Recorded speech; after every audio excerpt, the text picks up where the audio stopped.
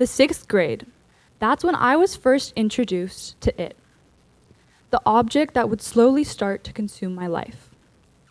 It began when I started to walk to and from school.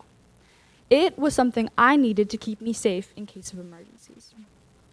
The 7th grade, I started to develop closer friendships and wanted a way to communicate with my friends outside of school. That's when it would start to serve a slightly different purpose in my life.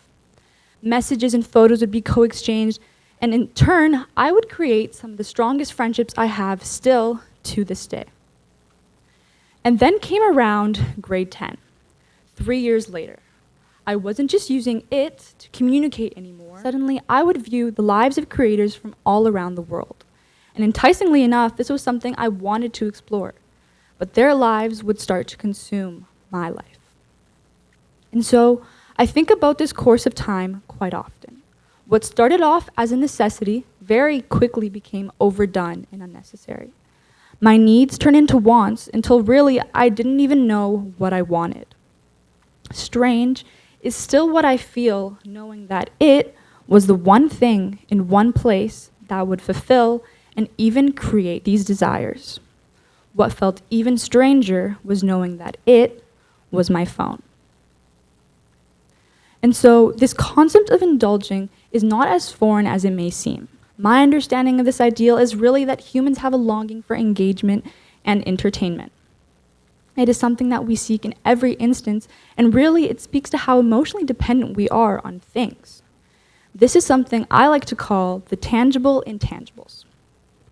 The tangibles are quite frankly the things that we deal with, that we interact with physically, while the intangibles pertain to our innate ability to feel. They deal with our emotions and experiences. I want you to recall your current or even your childhood bedroom. Among other joy-stimulating variables in your life, I'm sure you can picture things.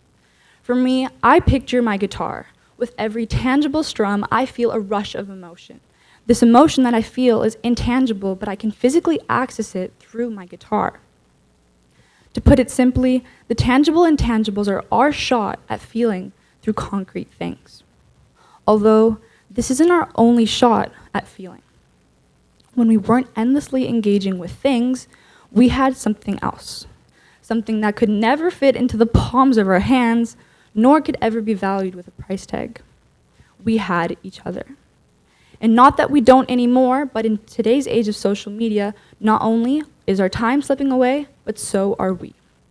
Our capacity to feel different emotions and view others with genuine interest is slipping away.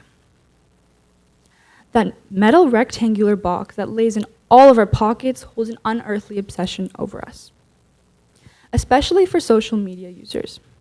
Keeping up with life online means moving at an astonishingly fast pace. Weeks and days turn into hours and minutes, vanishing with every scroll. While I watched somebody go to Italy for a week, watch 4 baking recipes and 2 dog videos, 5 minutes online would have already surpassed. But in reality, it would actually take me a week and a couple of hours to achieve what I see on my screen.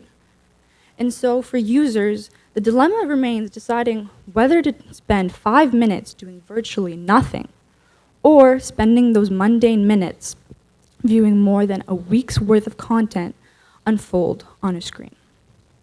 We choose what is more interesting. We choose what is more entertaining. Over and over again, we choose the phone. Because being interactive online is far more interesting than being listless. It gives a sense of value to the silence and almost compels us with the power that we are toying with time as we scroll down our feed. But despite this defeat against time, we are seemingly the ones left defeated, feeling underwhelmed with content that was supposedly meant to make us happy. There are rare times where I can put down my phone and confidently say, hey, I felt empowered or I feel slightly better. Contrary to my intentions, I leave that realm no better than I came, arriving with the want to be entertained, but leaving feeling dissatisfied with what just ended up being a distraction. Because the truth is, our lives can never and will never amount to the 200 billions of reels that are played each day. But despite this daunting amount of media online, I think that there's a positive opportunity for us to learn. I think that a habitual manner of consumption builds pretty solid grounds for gaining knowledge. But we don't. If I were to ask any of you guys what you had learned in a day, in a week, maybe even a year spent on social media, I'm not sure that you would have retained much information in comparison to how much content you actually viewed. And so, knowing the disservices of social media, we are left feeling unsatisfied and we aren't gaining any knowledge. I think it's important to ask ourselves, why do we return to the phone? Why do I find myself scrolling in such a reliant manner? It sounds pretty hypocritical and almost tormenting of me, really, but it's simple. Social media is an escape, and now that is exactly what I see it for it to be.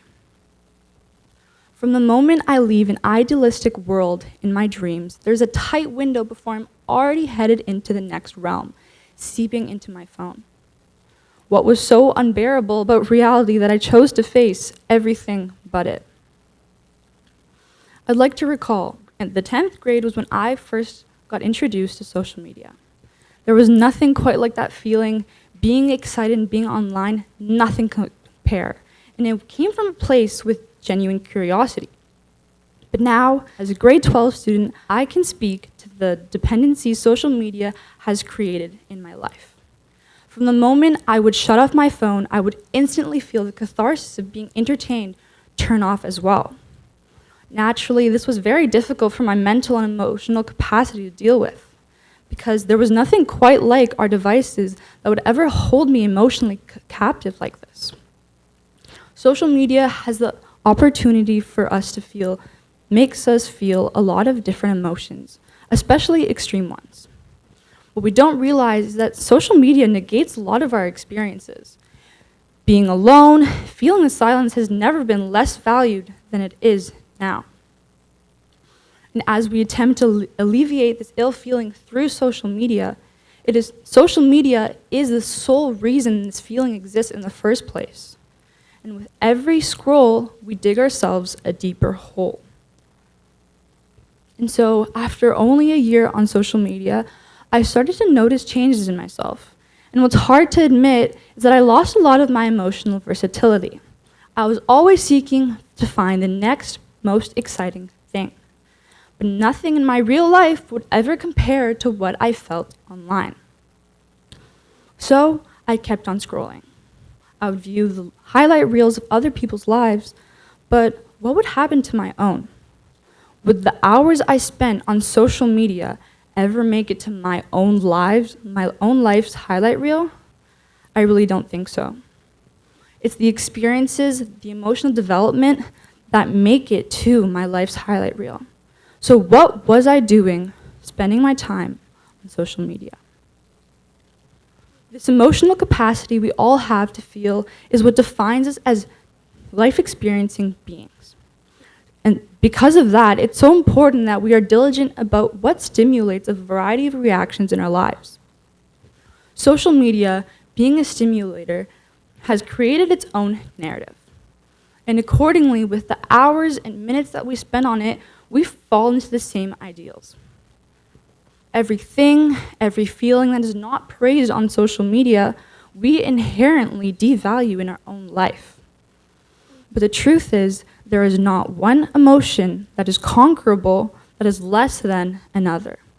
And as I'm gaining this realization in my own life, I'm more at peace with whatever state I'm in.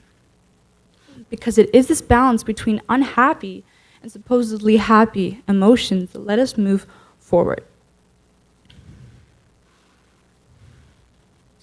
Social media, my phone, something that was initially introduced into my life to keep me safe, ended up threatening a lot of my being and my emotional versatility.